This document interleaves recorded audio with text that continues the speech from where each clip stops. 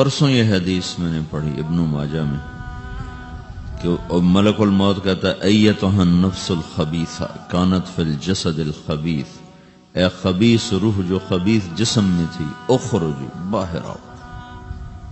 اب وہ واپس تو ہو نہیں سکتا، اپنے آپ کو روک تو سکتا نہیں، تو وہ حیران پریشان خوف زدہ، تو اس کے جواب میں اس کو ملک الموت کہتا ابشری ابشری بحمیم وغساق وآخر من شکلہ ازواج، تیار ہو جا خوفناک عذاب کے لیے اور کھولتے پانیوں کے لیے، کانٹے دار جھاڑیوں کے لیے اور بے شمار عذاب کی شکلوں کے لیے۔ تو اس کی روح کو جب کھینچتے ہیں تو رگ رگ سے وہ کٹ کٹ کے نکلتی ہے، تو سارا وجود زیر و زبر ہوتا ہے، سکرات کا درد ساری دنیا کے دردوں پر حاوی ہے۔ جب اس کی روح نکلتی ہے اور اس کو لے کر آسمان پر چلتے ہیں تو دروازے پر پہنچتے ہیں تو اندر سے فرشتے پوچھتے ہیں کون ہے؟ کہتے ہیں فلاں فلاں کا بیٹا ہے۔ کا نفس خبیثہ فی الجسد الخبیث، یہ تو وہی بدماش ہے جو بدماش جسم میں تھا، یہ وہ بدبخت روح ہے جو بدبخت جسم میں تھی، اس کے لیے آسمان کے دروازے نہیں کھل سکتے، اسے واپس کر دیا جائے۔ تو آسمان کے دروازے لا تفتح لهم ابواب السماء ولا يدخلون الجنة حتى يلج الجمل في سم الخياط، کہ ان کے لیے آسمان کے دروازے نہیں کھلیں گے اور ان کے لیے جنت کے دروازے نہیں کھلیں گے، پھر یہ وہاں سے نیچے گرائے جاتے ہیں جو اللہ کا قید خانہ ہے سجین۔ وما ادراک ما سجین کتاب مرقوم، وہ تمہیں خبر نہیں کہ وہ کیا خوفناک قید خانہ ہے جو اللہ تعالیٰ نے بنایا ہے، اسے وہاں دھکیل دیا جاتا ہے۔ پھر قیامت تک اس کے لیے انتظار کی گھڑیاں ہیں اور عذاب کی شدت ہے۔ اور جب کوئی نیک آدمی اللہ تعالیٰ کے دربار میں جانے کا اس کا وقت آتا ہے تو اللہ تبارک و تعالیٰ فرماتے ہیں ان الذین قالوا ربنا اللہ ثم استقاموا تتنزل علیہم الملائکۃ الا تخافوا ولا تحزنوا وابشروا بالجنة التي كنتم توعدون نحن اولیاؤکم فی الحیاة الدنیا وفی الآخرة ولکم فیہا ما تشتہی انفسکم ولکم فیہا ما تدعون نزل من غفور الرحیم۔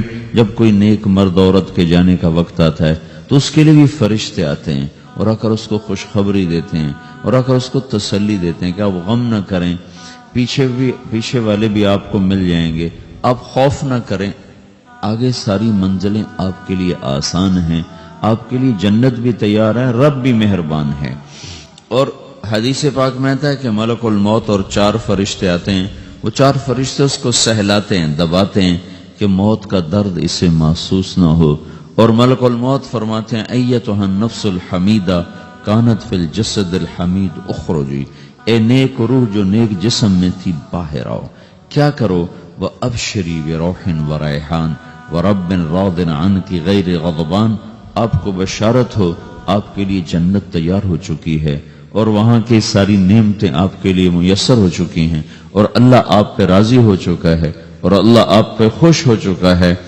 اس پر اس کی روح کو نکالا جاتا ہے، پھر سارے فرشتے اس کو استقبال کے ساتھ جب آسمان پر لے جاتے ہیں تو اندر سے پوچھتے ہیں کون ہے؟ کہ فلاں فلاں کا بیٹا، فلاں فلاں کی بیٹی۔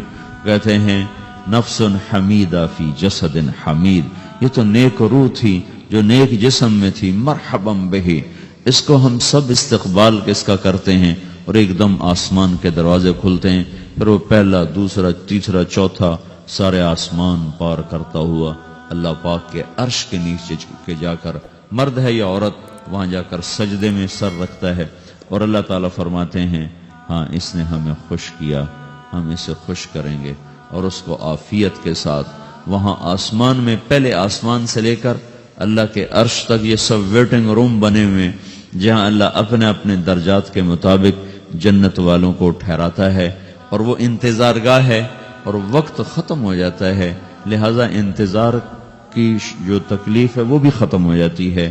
وقت ختم تو انتظار کا احساس ختم اور ٹائم کے گزرنے کا احساس ختم۔ تو جیسے اصحاب کہف کو اللہ نے غار میں داخل کر کے تو غار کے اندر سے وقت کو نکال کے باہر پھینک دیا، باہر 300 سال گزرے، اندر آدھا ہی دن گزرا تھا۔ وہ جب اٹھے ہیں تو وہ 25 برس کا نوجوان 325 سال کا ہو کے نہیں اٹھا، وہ 25 سال کی عمر میں اٹھا ہے۔ نہ ناخن بڑا ہے، نہ مونچھیں بڑی ہیں، نہ ان کی داڑیاں لمبی ہوئی ہیں، چونکہ تو زندہ تھے، مر نہیں گئے تھے۔ تو زندہ کے تو بال بھی بڑھتے ہیں، ناخن بھی بڑھتے ہیں، لیکن وہ اس طرح اٹھے کہ 300 برس گزر گئے اور 25 برس کا نوجوان 25 سال کی عمر میں اٹھا ہے، 20 برس کا 20 برس کی عمر میں اٹھا ہے۔ اور وہ کہنے لگے کم لبثنا، بھئی کتنا ٹھہرے ہیں؟ کہ یومن او بعض یومن، لگتا ہے کوئی دن آدھا دن ٹھہرے ہیں۔ وہ صحیح کہہ رہے تھے۔ باہر اللہ تعالیٰ نے وقت کی گھڑی کو چلائے رکھا اور اندر غار میں اس کو سوئچ آف کر دیا، نکال دیا کہ یہاں وقت کو داخل نہیں ہونے دیا۔ تو وقت کے گزرنے سے جو بھی اثرات مرتب ہوتے ہیں وہ ان پر مرتب نہیں ہوئے، تو وہ 20 آدھے ہی دن کے بعد اٹھے ہیں۔ باہر 300 سال، اندر آدھا دن۔ یہی کچھ اللہ تبارک و تعالیٰ برزخ میں کر دیتا ہے، وقت کو ختم کر دیتا ہے، گزرنے کا احساس نہیں ہوتا ہے۔ تو اس طرح میرے عزیزو، یہ دو موتیں ہر انسان دیکھتا ہے، یا وہ جنت کے فرشتوں کا استقبال دیکھتا ہے یا جہنم کے فرشتوں کی مار اور پٹائی کو سہتا ہے۔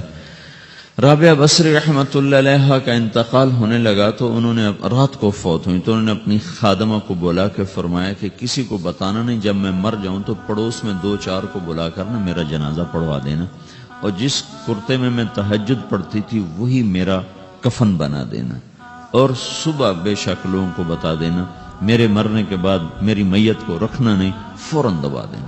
تو جب ان کا انتقال ہوا تو انہوں نے پڑوس کے 2-4-10-20 آدمی بلائے اور ان کو تدفین تجہیز سب کچھ ہو گئی۔ صبح شور مچا کہ وہ رابعہ بصری کا انتقال ہو گیا۔ تو اگلے دن وہ خواب میں اس خادمہ کو ملی اور کہا بیٹی تیری بڑی مہربانی، تو نے میری وصیت کے مطابق عمل کیا۔ اس نے دیکھا کہ انہوں نے ایک خوبصورت سبز لباس پہنا ہوا ہے، تو وہ فرمانے لگی، انہوں نے سوال کیا کہ آپ کے ساتھ قبر میں کیا ہوا؟ تو وہ کہنے لگی کہ میرے پاس منکر نکیر آئے تھے اور مجھ سے کہنے لگے من رب کی، تیرا رب کون ہے؟ تو میں نے کہا سبحان اللہ، 40 برس جس کو میں نہ بھلا سکی اس کو 4 ہاتھ زمین میں آ کے میں بھول جاؤں گی۔ ان کا 42 برس کی عمر میں انتقال ہوا تھا۔ تو وہ کہنے لگے سبحان اللہ، جس کو میں 40 برس نہ بھولا سکی میں اسے 4 ہاتھ زمین کے اندر آ کے بھول جاؤں گی۔ تو منکر نکیر کہنے لگے اس کا کیا حساب لینا؟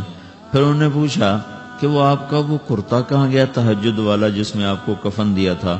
کہا وہ اللہ نے مجھ سے لے لیا ہے اور میرے اعمال کے خزانے میں رکھ دیا ہے، قیامت کے دن میرا وہ کرتا بھی میرے ترازو میں تولا جائے گا، اور مجھے یہ لباس پہنایا ہے جو جنت کا لباس ہے۔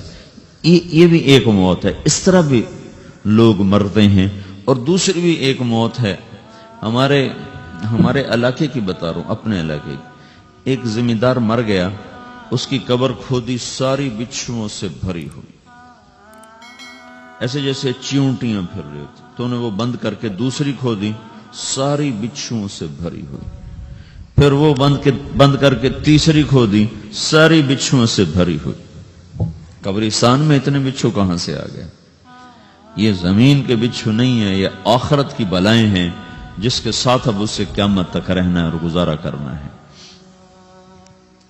تو یہ 2 طرح کی موتیں روزانہ لوگ مرتے ہیں، روزانہ لوگ مرتے ہیں۔ جب نماز کا وقت ہوتا ہے ملک الموت ساری دنیا کا چکر لگاتا ہے اور دیکھتا ہے کون پڑھ رہا ہے کون نہیں پڑھ رہا، کون پڑھ رہا ہے کون نہیں پڑھ رہا۔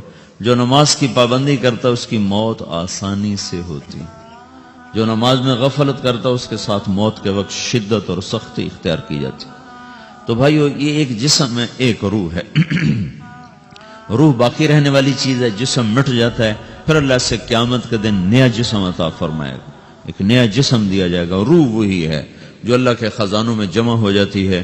نافرمان کی سیاہ کالی روح ہوتی ہے، فرما بردار کی روشن چمکدار روح ہوتی ہے۔ تو اللہ نے کچھ تقاضے جسم کے رکھے ہیں اور کچھ روح کے رکھے ہیں۔ جسم کے تقاضے پورے نہ کرو تو یہ پریشان ہو جاتا ہے، روح کے تقاضے پورے نہ کرو تو یہ پریشان ہو جاتی۔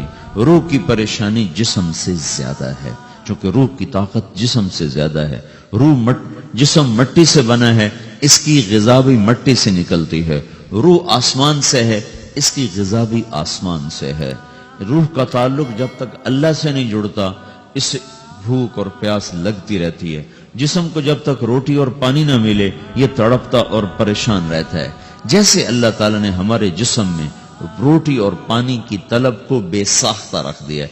میں بیان کے دوران بھی پانی پی رہا ہوں، آپ دیکھ رہے ہیں کہ مجھے میرا حلق سوکھ جاتا ہے، مجھے طلب محسوس ہوتی ہے پانی، حلق سوکھتا ہے پانی کی طرف بھاگتے ہیں، بھوک لگتی ہم روٹی کی طرف بھاگتے ہیں. یہ ایک ایسا اندر میں آٹومیٹک سسٹم ہے کہ ہم اس کو آف نہیں کر سکتے. یہ سوتے سوتے بھی بھوک کی وجہ سے آنکھ کھل جاتی، سوتے سوتے پیاس کی وجہ سے آنکھ کھل جاتی ہے. یہ ایسا خود اللہ تعالیٰ نے ساختہ نظام بنایا ہے کہ آپ اپنے جسم میں روٹی اور پانی کی طلب کو نہیں نکال سکتے. میرے عزیزو، ٹھیک اسی طرح اللہ نے انسانی روح میں اپنی طلب رکھ دی ہے اور اپنے رسول کی طلب رکھ دی ہے. یہ دو طلب ایسی ہیں کہ یہ آپ کے جسم روح سے نکل نہیں سکتی. جیسے بھوکا روٹی نہ کھا لے، پیاسا پانی نہ پی لے، اسے چین نہیں آ سکتا. وہ روح جو اللہ اور اس کے رسول سے نہ آشنا ہے، جب تک وہ وہاں تک پہنچ نہیں جاتی اسے چین نہیں آ سکتا، اس کا اندر پریشان رہے.